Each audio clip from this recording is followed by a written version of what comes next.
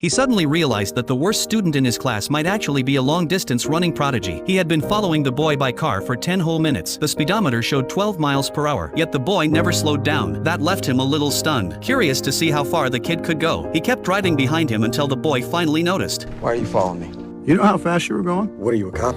Can I give you a lift? No. But you can quit following me. As he watched the boy walk away, Jim fell into deep thought. The kid he just saw might really be something special. Back home, Jim started digging through old records. He compared times from previous state competitions, and the results shocked him. At that pace, the boy could easily rank among the top 10 runners in the entire state, and that's without proper running shoes. With the right gear, he might even be a champion. Jim felt like he had just discovered buried treasure. As a PE teacher and coach, finding a champion could change everything for him. His reputation, his pay, even his entire life. He could finally leave this small, forgotten town. This was McFarland, one of the poorest places in California. The only reason Jim ended up here was because he had no other choice. He used to be a promising coach, but after accidentally injuring a player during a game, he was fired and labeled as hot-tempered. No school wanted him anymore. Desperate for a job, he moved his entire family to this dusty little town. They were used to city life, so everyone struggled to adjust. There wasn't even a proper restaurant around. Not a single place selling burgers, just tacos and burritos. Crime was bad, and Jim never felt safe. He hated everything about this place and wanted to leave that very day, but no other school would take him, so he had no choice but to stay and teach here. On his first day, he discovered just how undisciplined the students were. When he told them to warm up, 3 of them simply walked off, saying they had to go home to work on the farm. Jim didn't expect much anyway. He barely cared about the class, just told the rest of them to jog a few laps and called it a day. But that's when he noticed something strange. These kids were good at running. Still, he didn't think much of it, until one evening, driving home, he saw Thomas. The boy was running at 12 miles per hour again. Jim couldn't believe it. At that speed, Thomas could run a mile in 5 minutes. The world record for marathon pace was just slightly faster. Thomas was a rare talent. For the first time in a long while, Jim felt a spark of hope. If he could bring these runners together, form a cross-country team, and lead them to victory, he might become a respected coach again, maybe even find a better job elsewhere. He went straight to the principal with his idea, but the principal wasn't interested. There was no funding. That didn't stop Jim. California public school system pre-approved 6 new sports a few years ago to get funding for new lockers,